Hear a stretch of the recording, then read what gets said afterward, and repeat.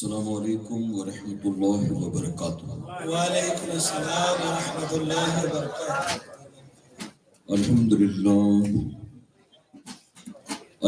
للہ رب العالمین والعاقبۃ للمتقین والصلاة والسلام علی سید الانبیاء والمرسلین اما بعد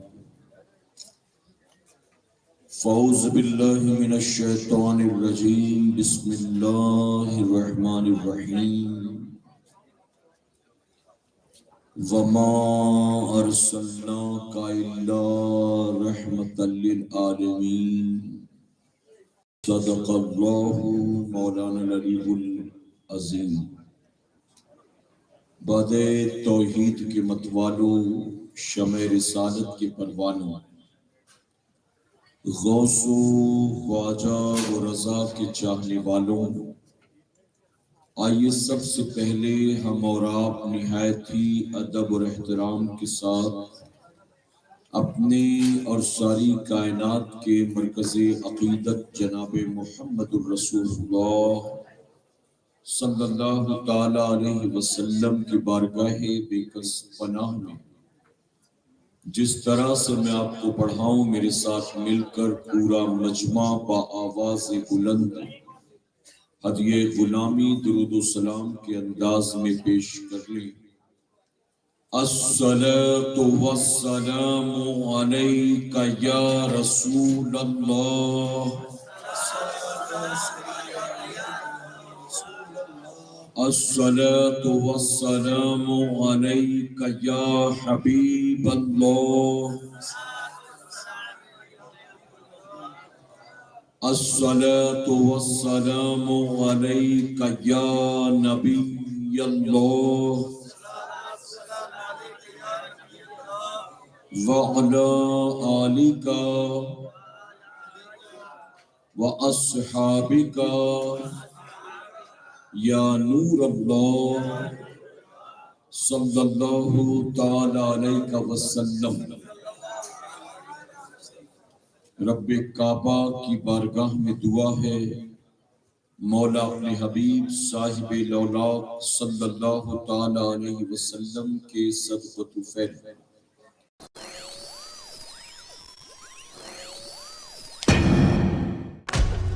Big boss. We love you, big boss. ہم تمام حاضرین اور سامعین کو تو دم واپسی تک حق کہنے، حق سننے اور اپنے حق والے بندوں کے دامن سے وابستہ رہنے کی توفیق نصیب فرما۔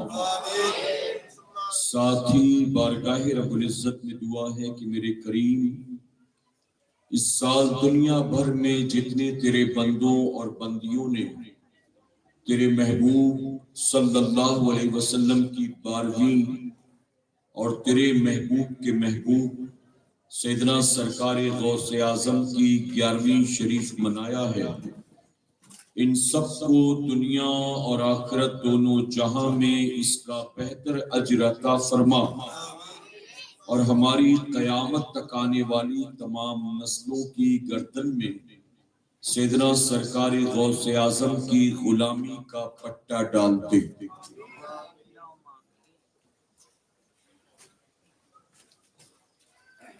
لائی حیات آئی قضا لے چلی چلے، لائی حیات آئی قضا لے چلی چلے، اپنی خوشی نہ آئے نہ اپنی خوشی چلے، اور جگہ جی لگانے کی دنیا نہیں ہے، جگہ جی لگانے کی دنیا نہیں ہے، یہ عبرت کی جا ہے تماشا نہیں ہے۔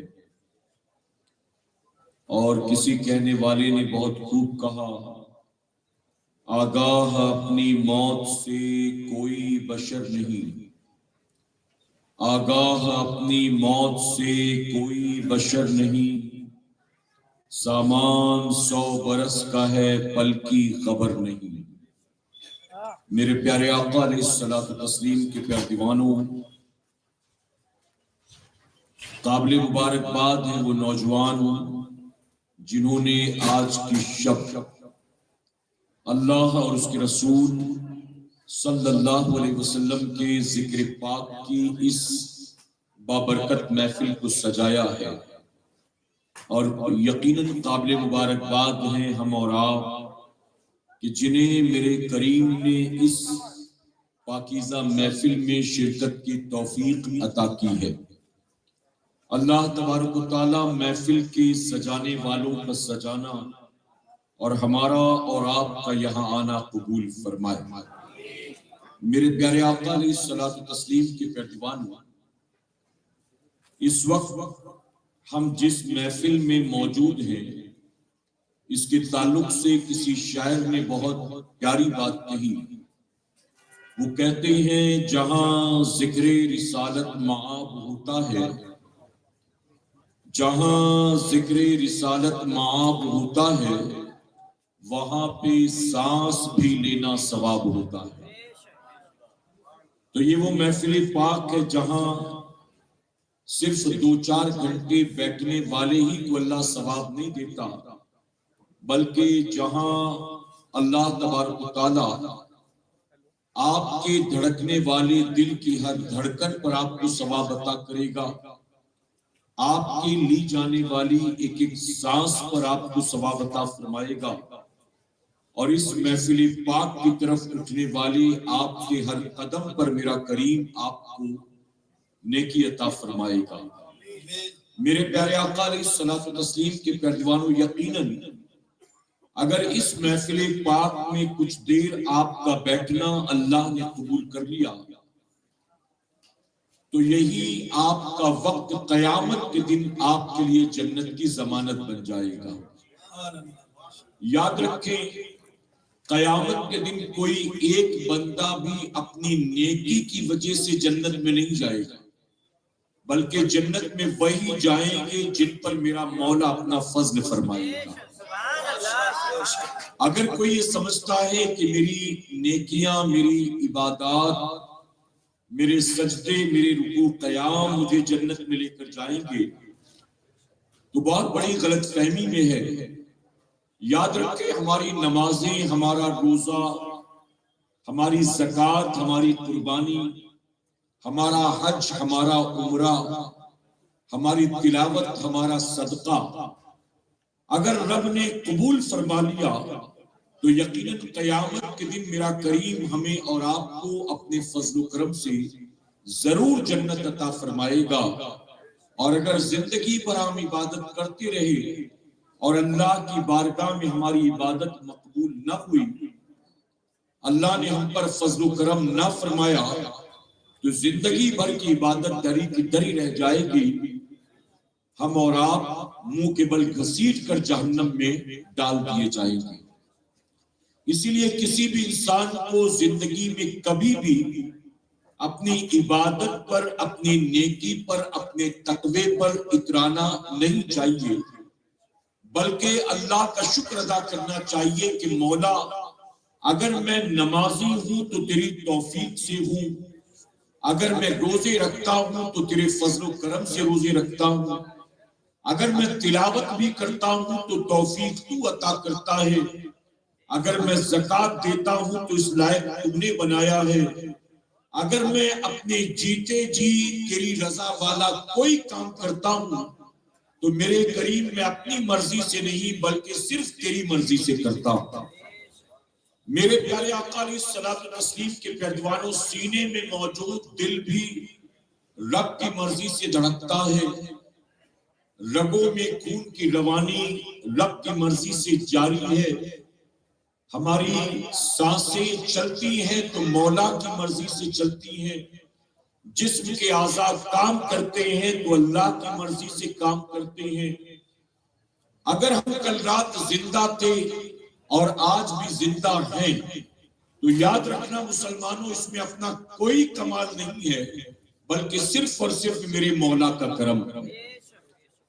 اگر کل بھی سانسیں چل رہی تھی، دل دھڑک رہا تھا، جسم کے اندر خون کی روانی جاری تھی، ہماری آنکھ، ناک، کان، ہاتھ، پاؤں کام کر رہے تھے، اور آج بھی یہ ساری چیزیں ایز اٹ از کام کر رہی ہیں، تو یاد رکھنا اس میں اپنا کوئی کمال نہیں ہے، بلکہ صرف اور صرف میرے مولا کا کرم ہے۔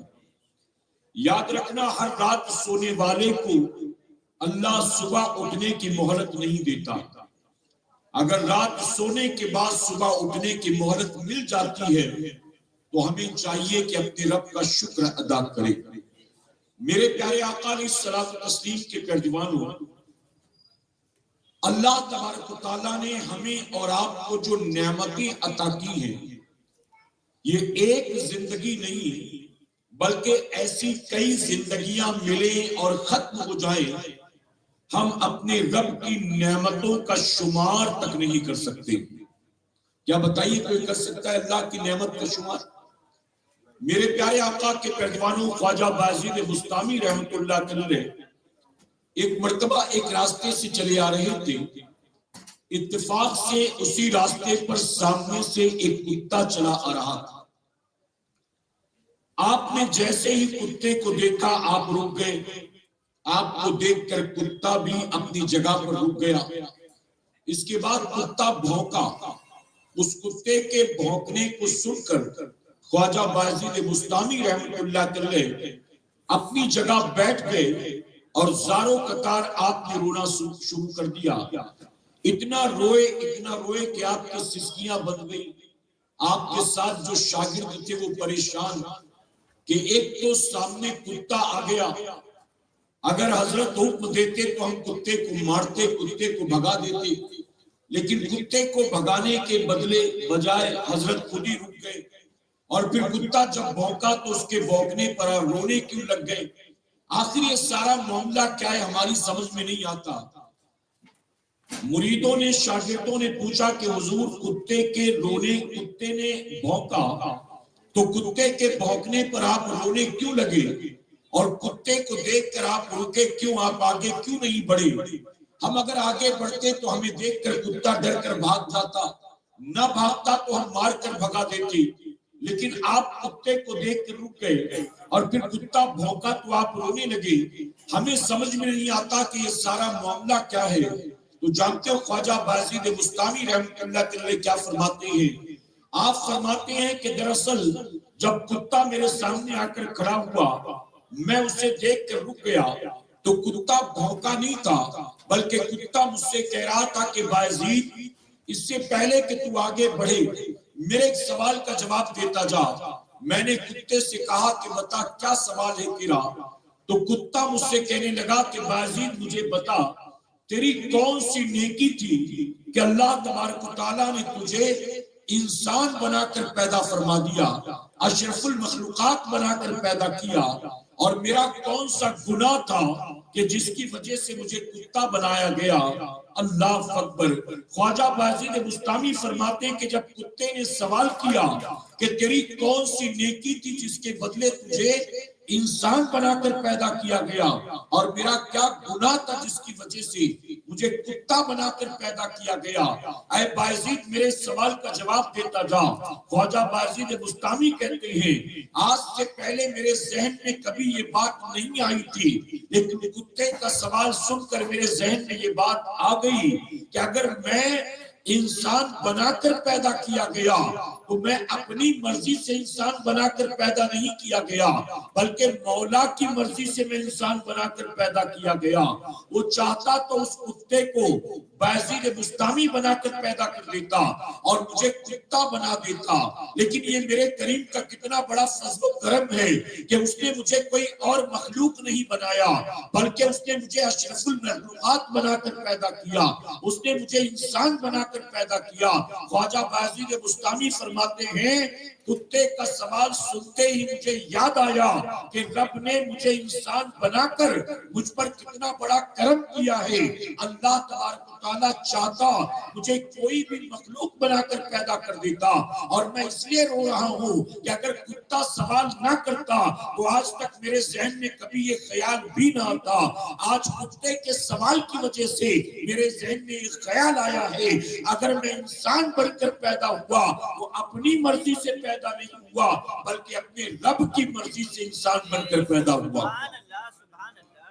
میرے پیارے آقا علیہ الصلوۃ والتسلیم کے پہلوانوں، آپ مجھے بتائیں، اگر میں زمین و آسمان کی بات نہ کروں، اگر میں ہوا اور پانی کی بات نہ کروں، اگر میں فصل اور سبزی ترکاری کی بات نہ کروں، اگر میں ان تمام نعمتوں کی بات نہ کروں، صرف آپ کے اور اپنے جسم کی بات کروں، تو اللہ تبارک و تعالیٰ نے صرف جسم کی شکل میں، اللہ نے ہاتھ پاؤں کی شکل میں، اللہ نے خوبصورت چہرے مہرے کی شکل میں ہمیں کتنی نعمتیں عطا کی ہیں۔ کیا کبھی ہم نے اللہ کی نعمتوں کا اندازہ لگایا؟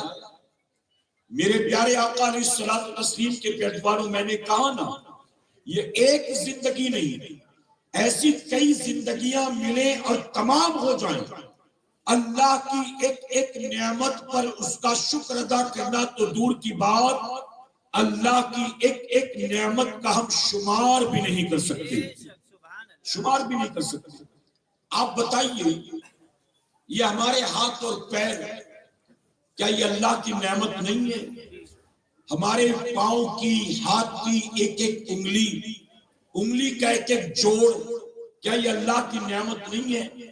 ہماری آنکھیں، دیکھنے کی طاقت، یہ آئی بروز، یہ پلکیں، یہ بھویں، کیا یہ اللہ کی نعمت نہیں ہے؟ ہمارے سر کا بال، ہمارے سر کے اندر موجود بیجا جسے برین، دماغ کہتے، کیا یہ اللہ کی نعمت نہیں ہے؟ آپ اگر انٹرنل آرگنز کی بات کریں، ہماری کڈنی، ہمارے لنگز، ہمارا ہارٹ، ہمارے جسم کے اندر پھیلا ہوا رگوں کا جال، کیا یہ اللہ کی نعمت نہیں؟ Red blood cells, white blood cells, کیا یہ اللہ کی نعمت نہیں؟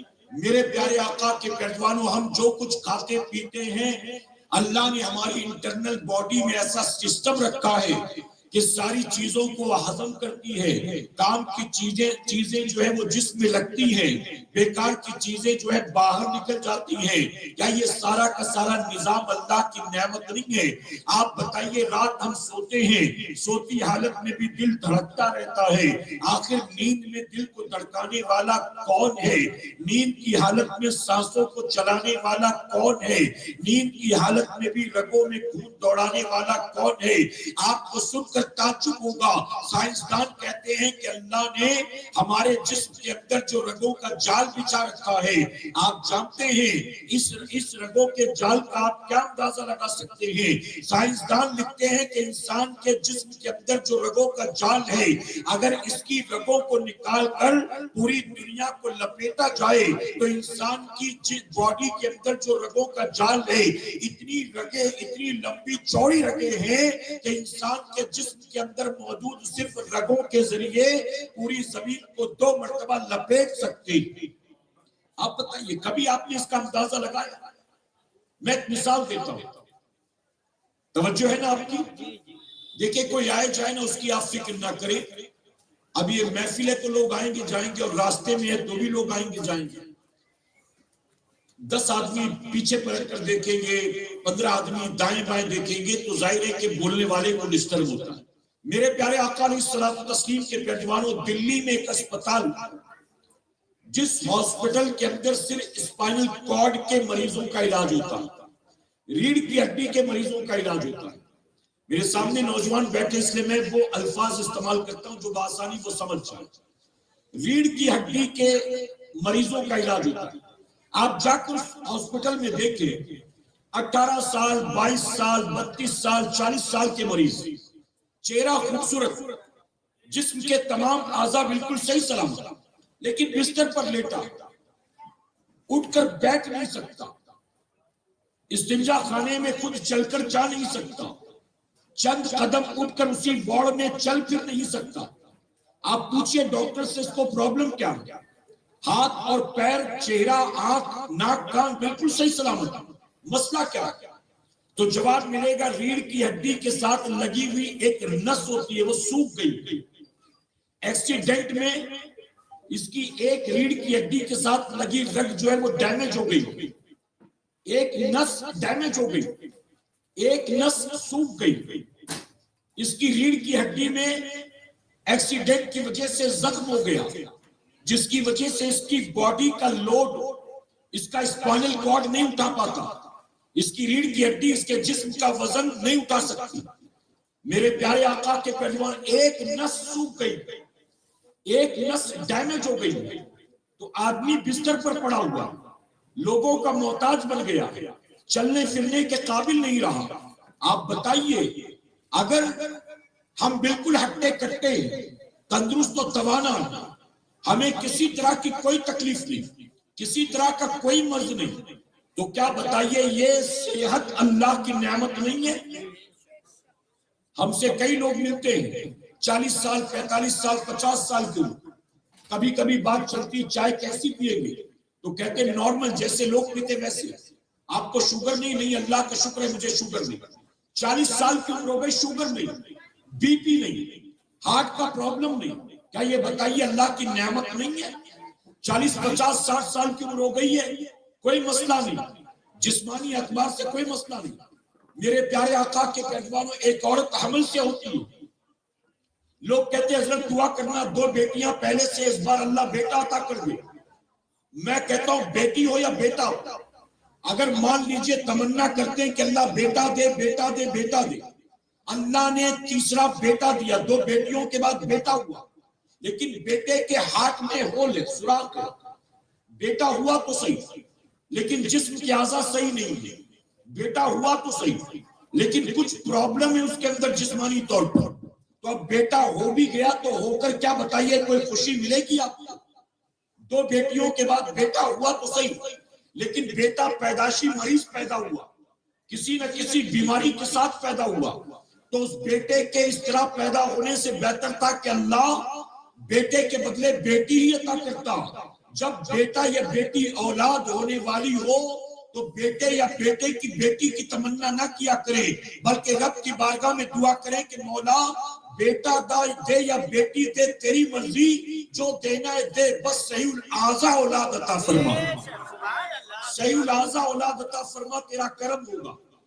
میرے پیارے آقا علیہ الصلوۃ والتسلیم کے پیروانوں، پورے ہندوستان کا دورہ کرتا ہوں، کہیں کبھی کبھی ایسے لوگ ملتے ہیں جن کو اللہ نے ہر طرح کی نعمتیں عطا کی لیکن اولاد کی خوشی سے محروم۔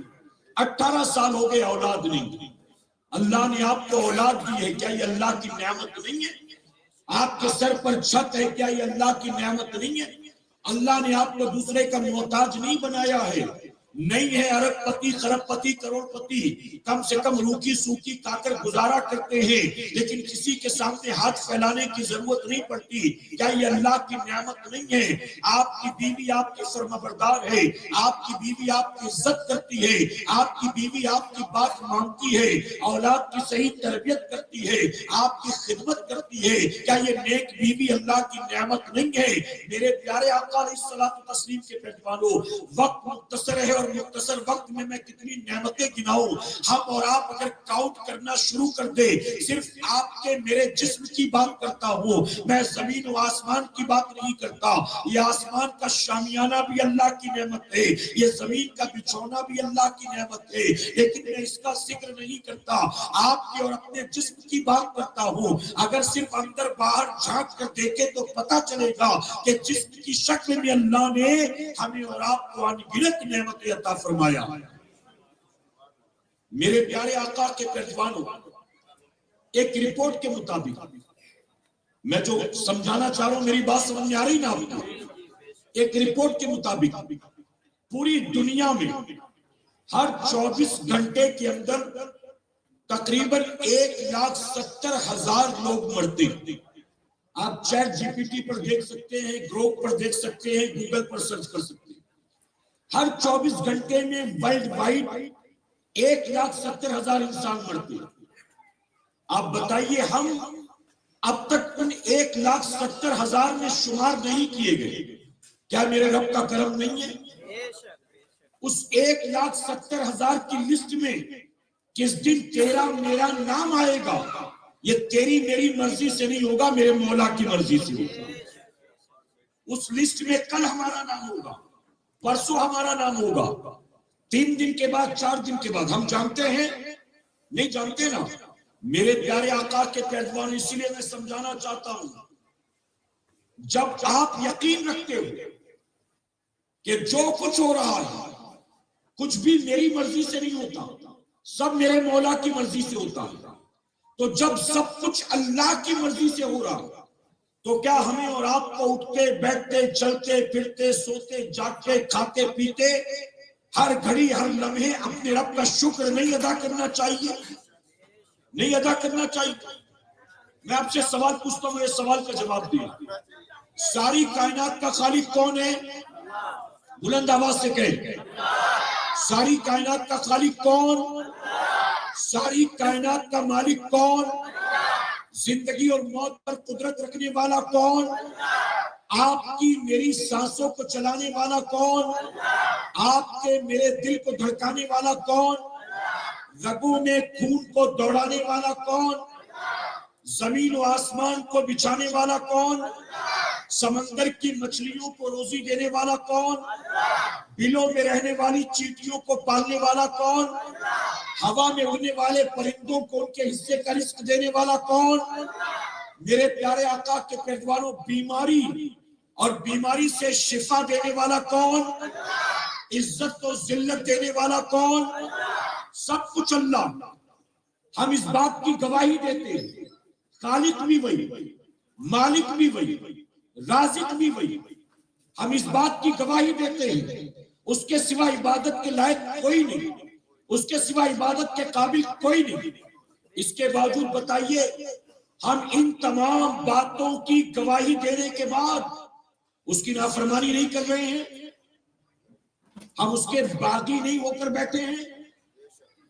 میرے پیارے آقا کے پیروانوں، آج مسلمانوں کی پوزیشن جانتے ہو کیا؟ خالق بھی مانتے ہیں، مالک بھی مانتے ہیں، رازق بھی مانتے ہیں، ہر چیز پر گواہی دینے کو تیار.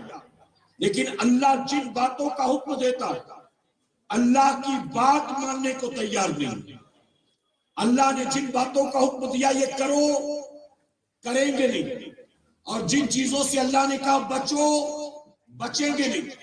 آپ بتائیے اس روئے زمین پر ہم سے بڑا بھی کوئی نافرمان ہے؟ ہم سے بڑا بھی؟ میرے پیارے آقا کے پیروانوں، وہ جنہوں نے اللہ کے ساتھ شرک کیا، وہ جنہوں نے اللہ کے ساتھ کفر کیا، وہ جو اس کا کھا کر اسے رزاق نہیں مانتے، اس کی دی زندگی جی کر بھی اسے خالق و مالک نہیں مانتے، انہوں نے اللہ کے ساتھ کفر و شرک کیا. اگر وہ شراب پیے، اگر وہ جوا کھیلے، اگر وہ سود کے دھندے کرے، اگر وہ ایم ڈی، کورکس، وائٹنر، چرس، چلم، گانجے، افیم کا استعمال کرے، اگر وہ لاٹری کے ٹکٹ نکالے، اگر وہ سود کے دھندے کرے، اگر وہ رات بھر اللہ اس کے رسول کی نافرمانی اور گناہ کے کام کرے، بلکہ اگر وہ راستے کے کنارے کھڑے ہو کر پیشاب کرے، اپنے بوڑھے باپ کو گالی دے، اپنی بوڑھی ماں کو مارے پیٹے، قیامت میں ان سے ان ساری چیزوں کا حساب نہیں لیا جائے گا. اس کی وجہ ہے کہ ان کا سب سے بڑا پاپ ان کا کفر ہے، ان کا سب سے بڑا گناہ ان کا شرک ہے. ان کے کفر، ان کے شرک کی وجہ سے انہیں سیدھے اٹھا کر جہنم کی آگ میں ڈال دیا جائے گا. لیکن اے مسلمانوں، اگر تم نے کسی کی قیمت کی ہے، اگر تم نے کسی کی چغلی کی ہے، اگر تم نے راستے کے کنارے کھڑے ہو کر پیشاب کیا ہے، اگر تم نے اپنی ماں کو آنکھ دکھایا ہے، اگر تم نے کسی مسلمان پر بہتان عائد کیا ہے، اگر تم نے کسی کی بہو بیٹی کو دیکھ کر سیٹی یا تالی بجایا ہے، اللہ قیامت میں تم سے ایک ایک چیز کا حساب لے گا. اگر تم نے کسی کا 1 روپیہ بنا اس کی مرضی سے کھا لیا، اگر تم نے چرا لیا، اگر کسی کا حق تم نے پامال کر دیا، اللہ قیامت میں تم سے ایک ایک چیز کا حساب لے گا.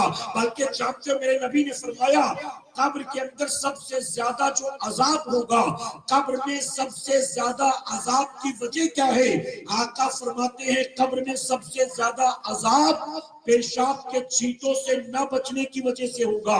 یعنی مسلمان اگر تو پیشاب کے چھینٹوں سے نہیں بچتا، قبر میں تجھ پر عذاب مسلط کیا جائے گا، اور جنہوں نے اللہ کے ساتھ کفر و شرک کیا ہے ان پر اس کی وجہ سے عذاب نہیں ہوگا کہ پیشاب کے چھینٹوں سے نہیں بچتا تھا، اس پر عذاب اس لیے ہوگا کیونکہ اس نے اللہ کے ساتھ کفر و شرک کیا تھا۔ اے سرکار مدینہ کے پہلوانوں، تم جو پانی استعمال کرتے ہو، چاہے وہ پینے کے لیے ہو، چاہے وہ غسل کے لیے ہو، چاہے وہ وضو کے لیے ہو، اللہ قیامت میں تم سے پانی کے قطرے کا حساب لے گا، لیکن غیروں سے پانی کے قطرے کا حساب نہیں لیا جائے گا۔ ان کو سزا دی جائے گی ان کے کفر کی وجہ سے، ان کے شرک کی وجہ سے۔ اب آپ مجھے بتائیے، جنہوں نے اللہ کی وحدانیت کا اقرار نہیں کیا، اللہ کو اپنا خالق بھی نہیں مانا، مالک بھی نہیں مانا، اپنا معبود بھی نہیں مانا، اگر وہ زندگی بھر اس کی نافرمانی کرتے ہیں تو ان سے قیامت کے دن نافرمانی کا حساب نہیں ہوگا، ان سے کفر و شرک کی وجہ سے حساب لیا جائے گا اور سیدھے جہنم کی آگ میں ڈالا جائے گا۔ لیکن تم نے اللہ کی وحدانیت کا اقرار کیا اور اس کے بعد تم نے اللہ کی نافرمانی کی، تم نے اللہ کی اطاعت و فرمانبرداری نہیں کی ہے، جس کی وجہ سے قیامت میں اللہ تم سے حساب لے گا۔ اور اے سرکار مدینہ کے پہلوانوں، میں علماء کی موجودگی میں پوری ذمہ داری کے ساتھ کہنا چاہتا ہوں، کل قیامت کے دن اللہ اگر کسی بندے کی پکڑ کر لے تو پوری کائنات مل کر بھی اللہ کی پکڑ سے اس بندے کو بچا نہیں سکتی۔ سبحان اللہ، سبحان اللہ۔ میرے نبی نے فرمایا قیامت کے دن، توجہ ہے نا آپ کی، میرے نبی فرماتے قیامت کے دن کوئی بندہ اپنی جگہ سے اپنے پاؤں کو ہلا تک نہیں سکے گا جب تک کہ وہ 5 سوالوں کا جواب نہ دے گا۔ جب تک 5 سوالوں کا جواب نہیں دے گا اپنی جگہ سے اپنے پاؤں کو ہلا تک نہیں سکے گا۔ میرے نبی نے 1450 سال پہلے فرما دیا، آپ ابھی غور کر کے دیکھیں، کل نہیں آج آپ سے پوچھا جائے تو آپ کے پاس کیا ان 5 سوالوں کے جواب ہیں؟ پہلا سوال ہوگا، بتا اپنی زندگی کو تو نے کہاں گزارا تھا؟ اپنی زندگی، میں نے تجھے 40 سالہ، 50 سالہ، 60 سالہ، 70 سالہ زندگی دی تھی، بتا تو نے اپنی زندگی کو کہاں گزارا تھا؟ عیاشی میں، نافرمانی میں، برائیوں کے اڈے پر، برے دوستوں کی صحبت میں، ٹی وی کے اسکرین کے سامنے موبائل لے کر رات بھر بیٹھتا تھا، کیا کرتا تھا؟ تو نے اپنی زندگی کو کہاں گزارا؟ آپ بتائیے، زندگی کو جہاں گزار رہے ہو کیا اللہ سے ڈھکا چھپا ہے؟ جی، ہمارا کوئی عمل، ہماری کوئی بات، ہماری زبان سے نکلنے والا کوئی جملہ کیا ہمارے رب سے ڈھکا چھپا ہوا ہے؟ میرے پیارے آقا کے پہلوانوں، ایک ولی پر اللہ نے الہام کیا، اللہ نے فرمایا جا کر میرے بندوں سے کہہ دے، میرے بندے جب گناہ کا ارادہ کرتے ہیں تو بند کمروں میں چلے جاتے ہیں، کھڑکیاں بند کر لیتے ہیں، دروازے بند کر لیتے ہیں، پردے بھی کھینچ لیتے ہیں تاکہ انہیں ان جیسا کوئی انسان گناہ کرتا نہ دیکھ سکے۔ اللہ فرماتا جا کر میرے بندوں سے کہہ دے، اپنے جیسوں سے بچنے کے لیے تو نے کھڑکی، دروازے، پردے سارے بند کر دیے، لیکن وہ دروازے تو نے بند کیوں نہیں کیے جہاں سے ہر وقت تیرا اللہ تجھے دیکھتا؟ کیا بتائیے وہ دروازے کوئی بند کر سکتا ہے ہم میں؟ آپ کھڑکیاں بند کر دو، دوست نہیں دیکھے گا، دروازے بند کر دو، یہ پڑوسی کو بھی پتہ نہیں چلے گا، لیکن جب بند کمرے میں آپ کوئی گناہ کرو گے تو کیا اللہ کی نگاہوں سے چھپ سکتے ہو؟ اللہ فرمائے گا بتا تو نے اپنی زندگی کو کہاں گزارا تھا، جبکہ رب سے کچھ بھی چھپا نہیں۔ میرے نبی کی بارگاہ میں ایک صحابی آئے، نوجوان صحابی، حبشہ کے رہنے والے، حضور اکرم صلی اللہ علیہ وسلم کی بارگاہ میں حاضر ہوئے، عرض کرتے ہیں یا رسول اللہ صلی اللہ علیہ وسلم، آپ کو گواہ بنا کر اپنے سارے گناہوں سے توبہ کرتا ہوں، آپ میرے لیے دعا فرما دیں کہ اللہ میری توبہ قبول کر لے۔ صحابی رسول نے دعا کی، رسول اللہ نے دعا کی، قبولیت کی دعا کی۔ صحابی خوش ہوئے، توبہ کرنے کے بعد اٹھے، پلٹے چلے، کچھ دور گئے، ذہن میں سوال پیدا ہوا، واپس پلٹ کر آئے، میرے نبی کی بارگاہ میں آ کر عرض کرتے یا رسول اللہ صلی اللہ علیہ وسلم، میں نے اب تک جتنے گناہ کیے تھے میں نے سارے گناہوں سے توبہ کر لی، لیکن میرے ذہن میں سوال پیدا ہوا، آپ مجھے بتائیں جب میں وہ گناہ کر رہا تھا جن گناہوں سے میں نے توبہ کر لی، جب میں وہ گناہ کر رہا تھا کیا میرے رب نے مجھے وہ گناہ کرتا دیکھا تھا؟ توبہ کرنے کے بعد سوال، میں توبہ کر چکا لیکن جب میں نے وہ گناہ کیے تھے کیا مجھے گناہ کرتا ہوا اللہ دیکھ رہا تھا؟ میرے نبی فرماتے ہاں ہاں، جب تو نے وہ گناہ کیے تھے اس وقت اللہ تجھے گناہ کرتا دیکھ رہا تھا۔ اللہ اکبر، آپ ذرا سوچے، توبہ کر چکے تھے لیکن جیسے ہی انہوں نے یہ سنا ایک آواز بلند کی، میں گناہ کر رہا تھا اور میرا مولا مجھے دیکھ رہا تھا، میں گناہ کر رہا تھا اور میرا مولا مجھے دیکھ رہا تھا، میں گناہ کر رہا تھا اور میرا مولا مجھے دیکھ رہا تھا، ایسا خوف خدا طاری ہوا، ایک چیخ بلند کی، زمین پر گرے، تڑپے اور خوف خدا کی وجہ سے جسم سے روح پرواز کر گئی۔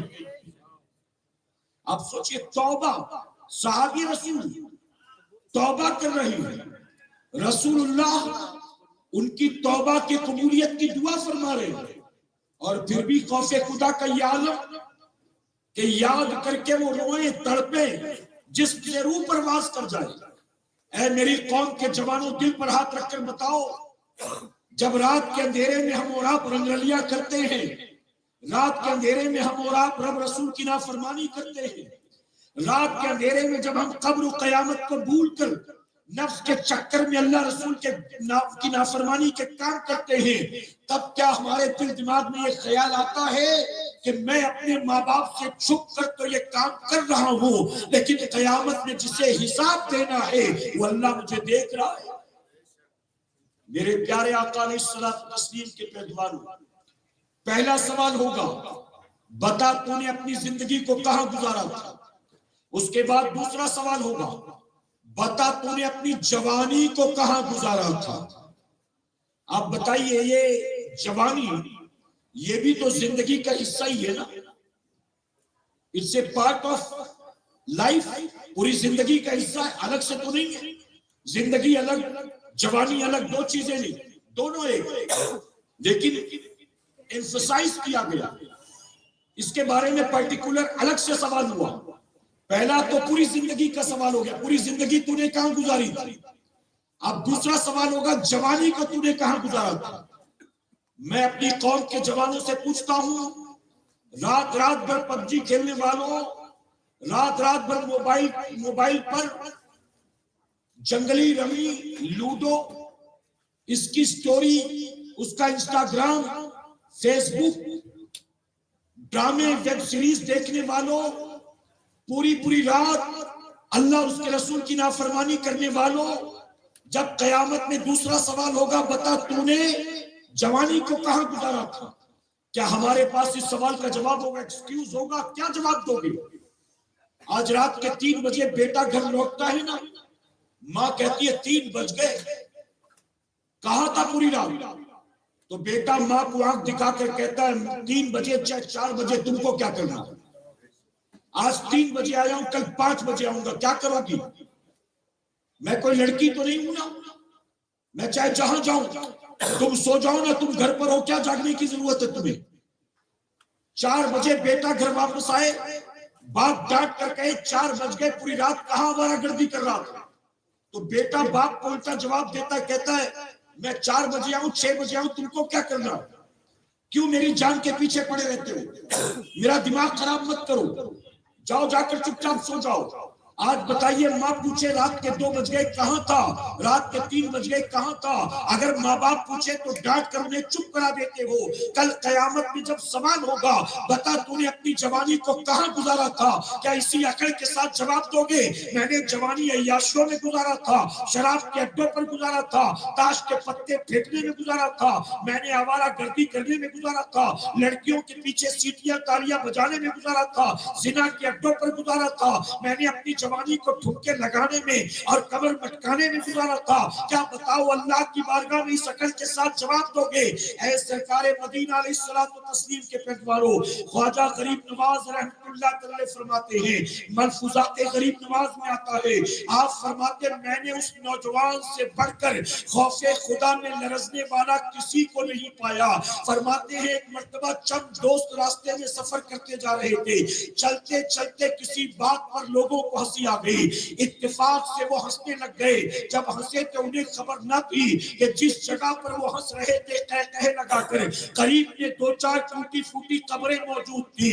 جب وہ قہقہا لگا کر ہنسنے لگ گئے تو ایک قبر سے آواز آئی، اے زمین پر اکڑ کر چلنے والوں، بعد مرنے کے بعد قبر میں تمہارا کیا انجام ہوگا؟ اگر تمہیں اس بات کا پتہ چل جائے تو قہقہے لگا کر ہنسنا تو دور کی بات تم مسکرانا بھی چھوڑ دو گے. غریب نواز فرماتے ہیں اس آواز کو سننے کے بعد انہی دوستوں میں ایک نوجوان تھا جس پر لرزہ طاری ہو گیا، وہ تڑپنے لگا اس آواز کو سن کر، زمین پر گرا. فرماتے ہیں زمین پر گرا، اس کے خوف سے خدا کا یہ عالم تھا، قبر کی آواز کو سن کر ایسا تڑپا اس کے جسم سے روح پرواز کر گئی. اور فرماتے ہیں اسی پر بات ختم نہیں ہوئی، اس کے خوف خدا کا عالم یہ تھا کہ تھوڑی دیر کے بعد اس کا پورا بدن جو تھا وہ نمک کے ڈھیر میں تبدیل ہو گیا. یہ کون کہہ رہا؟ میرے غریب نواز کہہ رہے ہیں، میرے پیارے آقا کے پیغمبر خواجہ بازی بستانی رحمت اللہ تعالی. آپ کی بارگاہ میں توجہ ہے نا آپ کی؟ آپ کی بارگاہ میں ایک کفن چور آیا، بوڑھا ہو گیا، کمر جھک گئی تھی، جسم کے اعضاء کانپتے تھے. اس نے آ کر کہا میں آپ کو گواہ بنا کر زندگی بھر کے گناہوں پر توبہ کرتا ہوں، آپ دعا کریں کہ اللہ میری توبہ قبول کرے. آپ نے اس کے حق میں دعا کی، اس نے بھی رو رو کر خوب توبہ کی، توبہ کر لیا، آپ کی دعا مکمل ہوئی. اس کے بعد آپ نے فرمایا اے شخص تو نے توبہ تو کر لی، مجھے بتا تو کام دھندا کیا کرتا؟ تو نے گناہوں سے توبہ کر لی، اب مجھے بتا تو کام دھندا کیا کرتا؟ اس نے کہا میں آپ کو کیا بتاؤں میں کیا کرتا ہوں. آپ نے فرمایا ایسا کیا ہے جسے بتانے میں شرم آتی؟ وہ شخص کہتا ہے میں دراصل کفن چور ہوں، میں نے زندگی بھر لوگوں کے کفن چرائے، پڑھا لکھا نہیں، کوئی ہنر آتا جاتا نہیں، پیٹ کے لیے بیٹھے بٹھائی یہ دھندا سوجا، میں نے لوگوں کے کفن چرانے شروع کر دیا.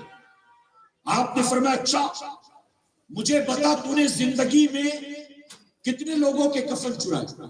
توجہ ہے نا آپ کی؟ آپ نے فرمایا بتا تو نے زندگی میں کتنے لوگوں کے کفن چرائے؟ اس نے کہا پوری زندگی میں نے تقریباً 1000 لوگوں کے کفن چرائے. 1000. اب آپ بتائیے 1000 جن کے کفن اس نے چرائے، مسلمان کے چرائے ہوں گے کہ غیر مسلم کے؟ جی کس کے کفن چرائے؟ کفن تو مسلمان کا ہی ملے گا نا، کسی اور کا ملنا کہاں؟ 1000 مسلمانوں کے کفن. آپ نے سنا تو کانپ گئے.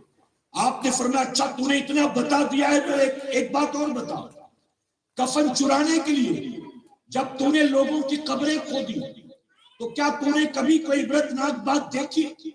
اگر کوئی عبرتناک بات دیکھی ہو تو مجھے بتا دے تاکہ میں بھی توبہ کروں، اللہ مجھے بھی معاف فرمائے. تو جانتے اس کفن چور نے کیا کہا؟ اس نے کہا جو دیکھا ہے نا وہی دیکھنے کے بعد تو آیا توبہ کرنے کے لیے، وہی دیکھنے کے بعد توبہ کرنے آ گیا ہوں.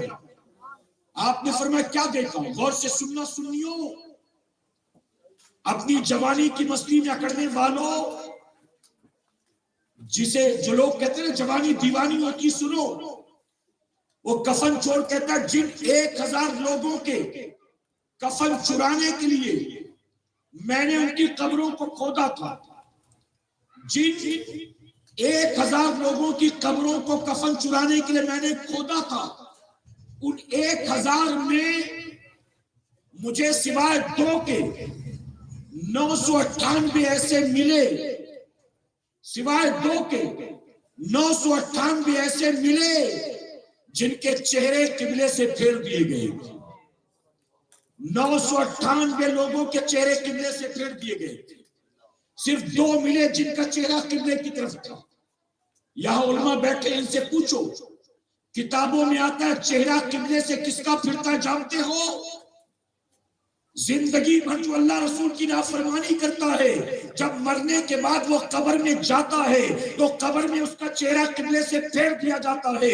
اور بزرگوں نے اپنی کتاب میں لکھا کہ جن کا خاتمہ ایمان پر نہیں ہوتا ان کے چہرے قبلے سے پھیر دیے جاتے ہیں۔ اب آپ مجھے دل پر ہاتھ رکھ کر جواب دو، 1000 لوگوں میں آخر وہ 998 جو تھے جن کے چہرے قبلے سے پھیر دیے گئے تھے، انہوں نے کون سا گناہ کیا تھا؟ کیا وہ پب جی کھیلا کرتے تھے؟ کیا وہ بتائیے ایم ڈی لیتے تھے؟ کیا وہ کورکس لیتے تھے؟ کیا وہ وائٹنر لیتے تھے؟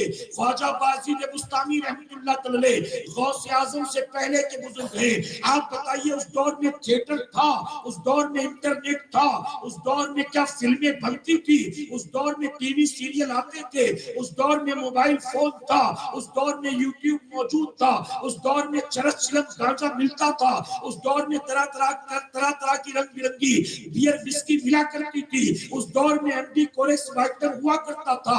آپ بتائیے اس دور کے مسلمان، ارے 998 لوگوں کے چہرے قبلے سے پھیر دیے گئے، ان کا گناہ کیا تھا؟ ان کا قصور کیا تھا؟ ارے ان کے پاس تو گناہ کرنے کے لیے اس دور میں اتنی چیزیں موجود بھی نہیں تھی جتنی چیزیں آج دنیا میں آ چکی ہیں۔ آپ بتائیے جب اس دور کے مرنے والے مسلمان کا چہرہ قبلے سے پھیر دیا گیا تو تیرے اور میرے مرنے کے بعد قبر میں ہمارا انجام کیا ہوگا؟ کبھی اس کے بارے میں سوچا ہے؟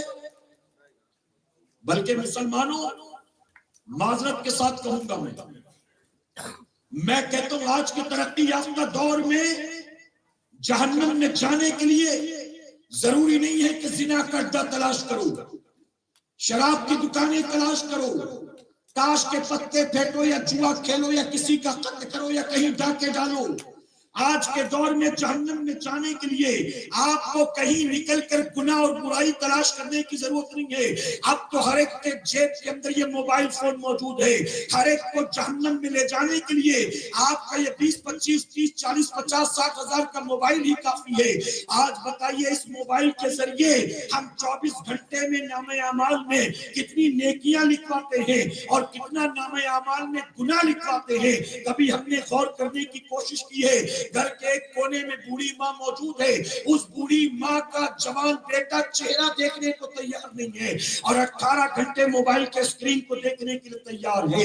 گھر میں بستر پر لیٹ کر کھانسنے والا 58 سال کا بوڑھا باپ موجود ہے، اپنے بوڑھے باپ کی طرف پلٹ کر دیکھنے کو تیار نہیں ہے اور رات کے اندھیرے میں گھر کے کونے میں بیٹھ کر موبائل کے اسکرین پر مسکرا کر دوستوں سے، گرل فرینڈ سے، منگیتر سے چیٹنگ کرنے کو تیار ہے۔ اے سرکار مدینہ کے پیروانوں، یاد رکھنا، آپ دن اور رات میں 18 گھنٹے نہیں، اگر دن رات جاگ کر 24 گھنٹے بھی موبائل کے اسکرین کو دیکھتے رہو، ہو سکتا ہے کہ نام اعمال کی کسی نیکی میں ایک بھی اضافہ نہ ہو، لیکن اگر موبائل کو ہٹا کر ایک بار ماں کے چہرے کو مسکرا کر دیکھے گا، رسول اللہ نے فرمایا اللہ تجھے ایک مقبول حج کا ثواب عطا فرمائے گا۔ جہاں رسول اللہ نے مقبول حج کے ثواب کا وعدہ کیا، اس بوڑھی ماں کے چہرے کو دیکھنے کے لیے تیار نہیں، اس بوڑھے باپ کے چہرے کو دیکھنے کے لیے تیار نہیں، اور جہاں نام اعمال کی نیکیوں میں گناہوں میں اضافہ ہوتا ہے اور نیکیاں ختم ہو رہی ہیں، اس کو دیکھتا چلا جاتا ہے۔ اے سرکار مدینہ کے پیروانوں، قیامت کے دن دوسرا سوال ہوگا، بتا تو نے اپنی جوانی کو کہاں گزارا تھا؟ جہاں جتنے جوان موجود ہیں اپنے گریبان میں جھانک کر دیکھیں، آخر کون ہے جو اس سوال کا جواب دے سکتا ہے۔ آپ جانتے ہو جب خواجہ بایزید بستامی نے یہ سنا کہ 2 لوگوں کے علاوہ 998 لوگوں کے چہرے قبلے سے پھیر دیے گئے، آپ دہاڑے مار مار کر رونے لگے، آپ پھوٹ پھوٹ کر رونے لگے، آپ پر کشی تاری ہو گئی۔ جانتے ہو جب آپ پر کشی تاری ہوئی، کوئی کہنے والا کہہ رہا تھا اے بایزید تو کیوں روتا ہے؟ ارے تو ان میں نہیں ہے جن کے چہرے مرنے کے بعد قبلے سے پھیرے جاتے ہیں۔ قبلے سے چہرے ان کے پھیرتا ہوں جو زندگی بھر میرے دین سے چہرہ پھیرے پھیرے گھومتے ہیں، میری شریعت سے چہرہ پھیرے پھیرے گھومتے ہیں، میرے قرآن سے چہرہ پھیرے پھیرے گھومتے ہیں، میرے رسول کے فرمان سے چہرہ پھیرے پھیرے گھومتے ہیں۔ اے بایزید جو زندگی بھر اللہ اس کے رسول کے فرمان سے اپنے چہرے کو پھیر دیتے ہیں، جب مرنے کے بعد قبر میں جاتے ہیں میں فرشتوں کو بھیجتا ہوں اور فرشتے ان کی گردنیں مروڑ کر ان کا چہرہ قبلے سے پھیر دیتے ہیں۔ اے بایزید تو کیوں روتا ہے؟ تو ان میں سے نہیں ہے۔ اے مسلمانوں ذرا سوچو ہمارا انجام کیا ہوگا؟ ہمارا چہرہ قبلہ رخ کو لوگ کر کے جائیں گے۔ امام صاحب بھی کہیں گے چہرہ قبلے کی طرف کر دو، بھائی بھی کہے گا چہرہ قبلے کی طرف کر دو، سید صاحب کہیں گے چہرہ قبلے کی طرف کر دو، سب چہرہ قبلے کی طرف کریں گے۔ اس کے بعد منو مٹی ڈال کر پلٹیں گے، پھر اس کے بعد چہرہ قبلے کی طرف ہوگا یا پھیر دیا جائے گا۔ کیا ہمیں اور آپ کو اس کی خبر ہے؟ آپ جانتے ہیں سیدنا عمر فاروق اعظم رضی اللہ تعالیٰ کے دور خلافت میں آپ صحابہ کو لے کر بیٹھے تھے، آپس میں گفتگو چل رہی تھی، سب سے بڑا گناہ کون سا؟ سب سے بڑا گناہ کون سا؟ کوئی کہہ رہا تھا نماز قضا کرنا، کوئی کہہ رہا تھا مالدار ہو کر بھی زکوٰۃ نہ دینا، کوئی کہہ رہا تھا بلا عذر شرعی نماز وضو بلا عذر شرعی ماہ رمضان کا روزہ نہ رکھنا، کوئی کہہ رہا تھا کسی مسلمان کا حق پامال کرنا۔ ہر کوئی اپنے اپنے عقل و شعور کے مطابق یہ باتیں کہہ رہا تھا۔ ایک صحابی رسول کہتے ہیں میرے نزدیک سب سے بڑا گناہ شراب پینا، شراب پینا۔ لوگوں نے حیرت سے کہا نماز نہیں، کہا وہ بھی ہے، شراب اس سے بڑا گناہ، روزہ چھوڑنا گناہ نہیں وہ بھی ہے، شراب اس سے بڑا گناہ۔ لوگوں نے کہا بھلا وہ کیسے؟ آپ فرماتے ہیں سنو میرا تجربہ، اگر آزمانا چاہتے ہو کہ شراب پینا کتنا بڑا گناہ ہے جاننا چاہتے ہو، وہ صحابی رسول کہتے ہیں اگر تم کسی شرابی کو پہچانتے ہو تو انتظار کرو اس کے مرنے کا، جب وہ مر جائے اسے لے جانا، غسل بھی دینا، کفن بھی پہنانا، جنازہ بھی پڑھانا، قبر میں دفن کرنا، دفن کرنے کے بعد 40 قدم پلٹ کر آنا، اور پلٹ کر آنے کے بعد کوئی جائے جا کر اس کی قبر دوبارہ کھودے۔ میں کہتا ہوں جب جا کر دوبارہ قبر کھودو گے تو اس کے شراب پینے کی وجہ سے تم آزما کر دیکھ لو اس کا چہرہ قبلے سے پھیر دیا گیا، اس کا چہرہ قبلے سے پھیر دیا جائے گا۔ شراب پینا اتنا بڑا گناہ۔ آج بتائیے مسلم معاشرے میں نشہ خوری تیزی کے ساتھ بڑھ رہی ہے کہ نہیں بڑھ رہی؟ میرے پیارے آقا کے پیروانوں معذرت کے ساتھ کہوں گا پورے ہندوستان میں جہاں کہیں بھی دورہ کرنے جا رہا ہوں، موقع ربیع الاول شریف کا ہو، 11ویں شریف کا ہو، ماہ محرم ہو، کسی مدرسے کی دستار بندی کا جلسہ ہو، کسی گاؤں کا سالانہ جلسہ ہو، کسی ولی کے اس کی تاریخ ہو، غریب نواز کا اس سے پاک منایا جا رہا ہو، اس وقت جہاں کہیں بھی ہم جاتے ہیں ہمیں کہا جاتا ہے حضرت آپ کو نشے پر بیان کرنا ہے، مہینہ 12ویں کا ہے بیان نشے پر ہوگا، مہینہ غوث اعظم کا ہے بیان نشے پر ہوگا، مہینہ غریب نواز کے اس کا ہے بیان نشے پر ہوگا، مہینہ کربلا والوں کی یاد کا ہے بیان نشے پر ہوگا۔ آخر یہ بیماری مسلم معاشرے میں اتنی تیزی کے ساتھ بڑھتی چلی جا رہی ہے۔ میرے پیارے آقا علیہ الصلوۃ والتسلیم کے پیروانوں، بلکہ میں معذرت کے ساتھ ایک تلخ بات کہوں گا، اگر کسی آبادی میں 90% مسلمان رہتے ہیں، ہر گلی میں مسلمانوں کے مکانات ہیں، تو اس علاقے میں جا کر دیکھنا آپ کو ہر چوتھے گھر میں ایک نشہ کرنے والا آدمی مل جائے گا، چاہے وہ شراب پیتا ہوگا، چاہے وہ ڈرگ ایڈکٹ ہوگا، لیکن آپ کو مسلم معاشرے کے اندر مسلمانوں کے محلے میں آپ کو نشہ کرنے والے بہت سے مل جائیں گے۔ میرے پیارے آقا علیہ الصلوۃ والتسلیم کے پیروانوں، فرمایا کہ دوسرا سوال ہوگا، بتا تو نے اپنی جوانی جوانی کو کہاں گزارا تھا؟ ہم اور آپ بتائیے کیا اس سوال کا جواب دے سکیں گے؟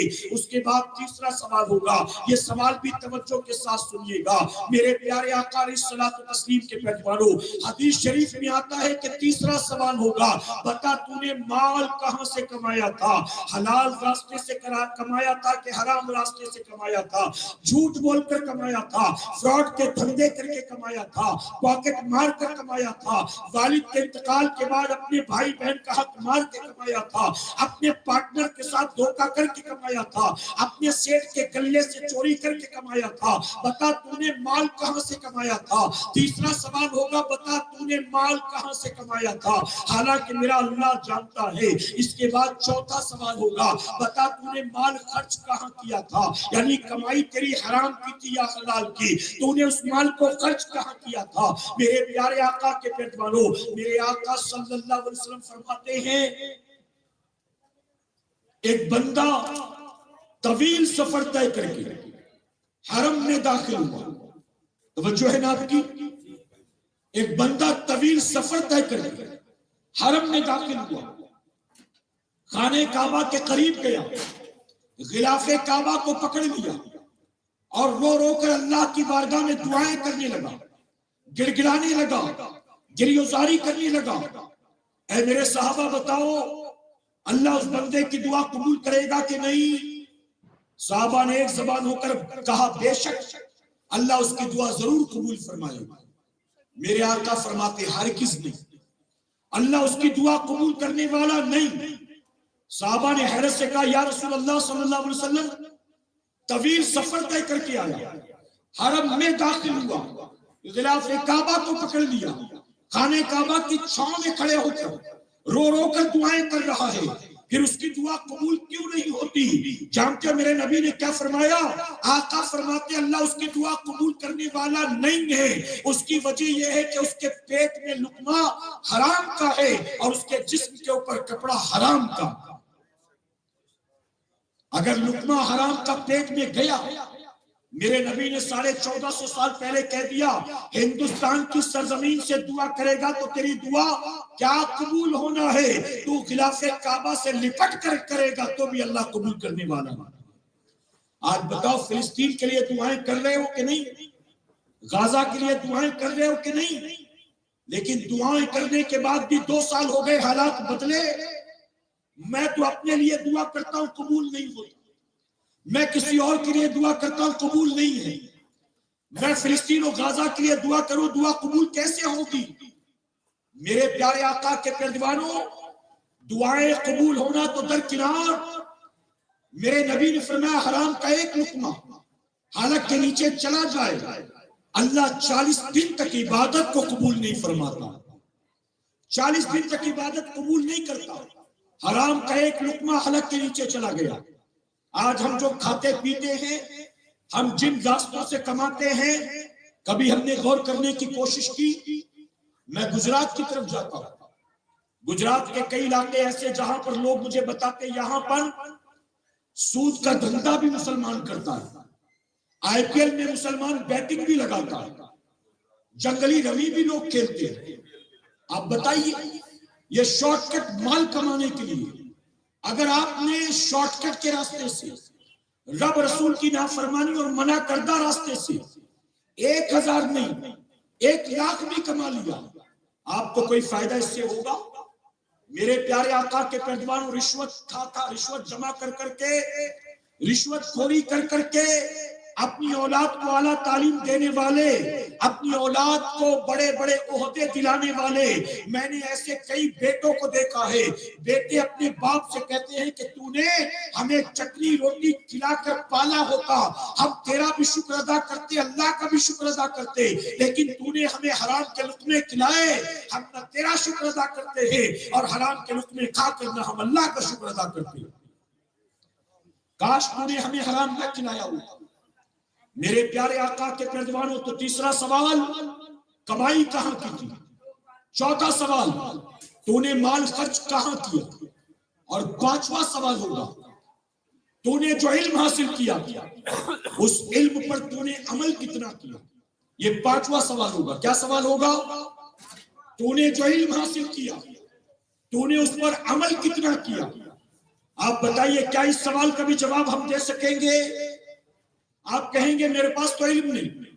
کیا آپ نے یہ بھی علم حاصل نہیں، اتنا بھی نہیں سنا تھا کہ دن اور رات میں 5 وقت نماز فرض ہے؟ یہ بھی نہیں معلوم؟ تو جو معلوم تھا اس پر عمل کتنا کیا؟ جھوٹ بولنا حرام ہے، یہ معلوم ہے کہ نہیں معلوم؟ اگر معلوم ہے تو اس پر عمل کتنا کیا؟ لوگوں کی غیبت کرنا حرام، یہ معلوم ہے کہ نہیں معلوم؟ اگر معلوم ہے تو اس پر عمل کتنا کیا؟ میرے پیارے آقا کے پیروانوں، شراب حرام، چغلی حرام، زنا حرام، سود حرام، یہ سب معلوم ہے کہ نہیں معلوم؟ بتائیے. ایز اے مسلم یہ سب کچھ ہم جانتے ہیں، لیکن ہم نے اس پر عمل کتنا کیا؟ تو جتنا علم حاصل کیا تھا اس علم پر ہم نے عمل کتنا کیا؟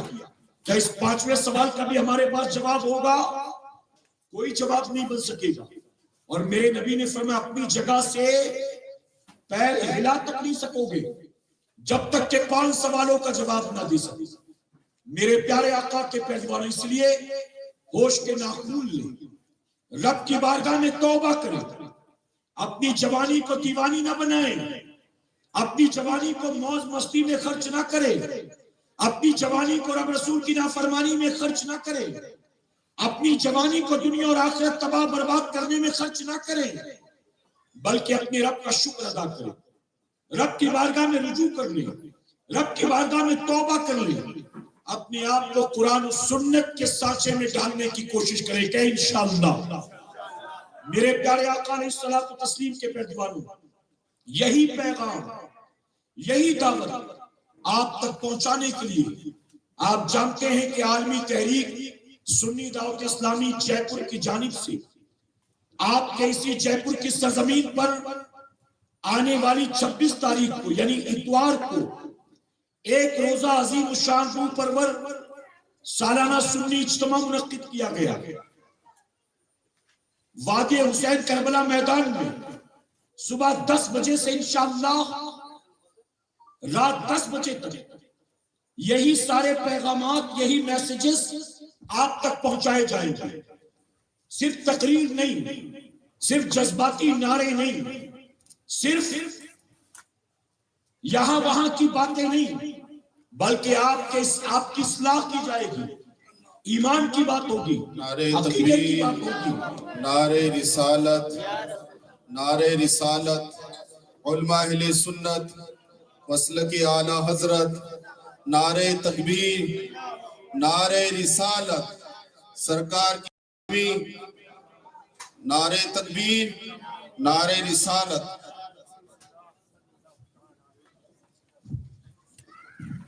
اب بیٹھ جائیں، درود شریف پڑھنے کی مرتبہ فوراً بیٹھ جائیں. ایک مرتبہ درود شریف پڑھ لیں بلند آواز سے آپ. اللہم صلی علی محمد و آلہ الف الف مرہ. میرے پیارے آقا علیہ الصلوۃ والتسلیم کی پیروان، میری تقریر مکمل ہو چکی ہے. میں بس آخر میں آپ کو دعوت دے رہا تھا، حالانکہ یہ دعوت آپ تک پہلے بھی پہنچ چکی ہے. پہنچی ہے کہ نہیں بتائیے؟ آپ نے آج جمعہ میں بھی اعلان سنا ہوگا، اس سے پہلے مبلغین کے ذریعے بھی آپ تک دعوت پہنچی ہوگی، پوسٹرز بھی آپ نے دیکھے ہوں گے، تو آپ تک دعوت پہنچ چکی ہے. میں صرف ثواب حاصل کرنے کی نیت سے ایک بار آپ کو اور دعوت دے رہا ہوں، تاکہ نیکی کی دعوت دینے کا ثواب میرے نام اعمال میں بھی لکھا جائے. تو 26 تاریخ آپ کربلا میدان میں تشریف لائیں گے انشاءاللہ. میرے پیارے آقا کے پیروانوں، آج آپ نے اپنی اس گلی میں فقیر کا بیان سنا. ہمارے امیر وہ ہیں میں بیٹھنے والا جن کا تربیت یافتہ آج اولاد غوث اعظم کی شکل میں سید امین القادری کی شکل میں پوری دنیا میں اپنی پہچان بنا چکے. ہمارے امیر وہ ہیں کہ جن کی صحبت میں بیٹھ کر سید محمد صاحب نے الحمدللہ تربیت حاصل کی، اور جن کی جوتیاں اٹھانے کی وجہ سے اللہ نے ہم جیسوں کو بھی بولنے کے قابل بنا دیا. تو آپ کو کربلا میدان میں ہمارے امیر کا خطاب سننا ہے انشاءاللہ، اور بھی بہت سارے علماء میرے پیارے آقا علیہ الصلوۃ والتسلیم کے پردوانوں، تو آپ سے گزارش ہے کہ 26 تاریخ یاد رکھیں، کربلا میدان میں خود بھی تشریف لائیں، اللہ توفیق دے، اپنے دوست احباب تک بھی اس دعوت کو خوب عام کرنے کی کوشش کریں۔ اللہ ہمیں آپ کو سب کو کہنے سننے سے زیادہ عمل کی توفیق عطا فرمائے۔ درمیان گفتگو مجھ سے جانے انجانے میں کوئی غلطی خامی رہ گئی، آپ سب کو گواہ بنا کر سچے دل سے توبہ کرتا ہوں۔ رب میری توبہ قبول فرمائے اور ہماری اس محفل پاک کو میرا کریم قیامت میں ہم سب کے لیے، ہمارے والدین کے لیے بخشش اور نجات کا سبب بنائے۔ وما علینا الا البلاغ۔ میرے پیارے آقا کے پردوانوں، آپ جب جانے لگیں گے آخر میں، ابھی آپ کو بیٹھنا ہے، پھر جب آخر میں آپ جائیں گے تو پیچھے ہمارا مکتب ہے، مکتب سے جیسا کہ یونس رضوی صاحب نے بتایا، شادی بیاہ میں آپ جو کچھ بھی تحفہ دیتے ہیں دیں، اس کے ساتھ ساتھ یہ کتاب بھی آپ ضرور تحفے میں دینے کی کوشش کریں۔ دولہا اور دلہن کے لیے ضروری ہے کہ اس کتاب کو ایک بار ضرور پڑھ لیں، جو شادی شدہ لوگ ہیں اس کتاب کو بھی ضرور پڑھنے کی کوشش کریں۔ اس کتاب میں بہت ساری تحقیقی باتیں موجود ہیں، بزرگوں کے اقوال موجود ہیں، حضور صلی اللہ علیہ وسلم کے فرمان موجود ہیں، تو آپ جاتے جاتے اس کتاب کو مکتبہ طیبہ سے حاصل کریں۔ اسی طرح گھر کی خواتین کو تحفے میں دینے کے لیے بہترین کتاب خواتین کے واقعات، صرف مردوں ہی نے حضور پر اپنی جان کو قربان نہیں کیا، بلکہ خواتین نے عشق رسول کی بنیاد کون کون سی قربانیاں پیش کی ہیں، اسے سمجھنے کے لیے یہ کتاب خواتین کے لیے بہت ہی بہترین ہے، آپ اسے بھی حاصل کریں۔ مکتب پر نان الکوہلک پرفیوم، اس میں کوئی حرام کیمیکل نہیں ہے، آپ جانتے ہیں میرے نبی کی سنت ہے۔ عطر بھی مکتب پر موجود ہے، آپ اسے بھی ساتھ لے کے جائیں۔ میرا مشورہ آپ کو یہ ہے، اگر آپ میں کوئی اس قابل ہو، کیپیبل ہو، تو 2-4 خرید کر علماء میں تحفہ تقسیم کر دیں، اپنے والد صاحب کے لیے تحفے میں لے جائیں۔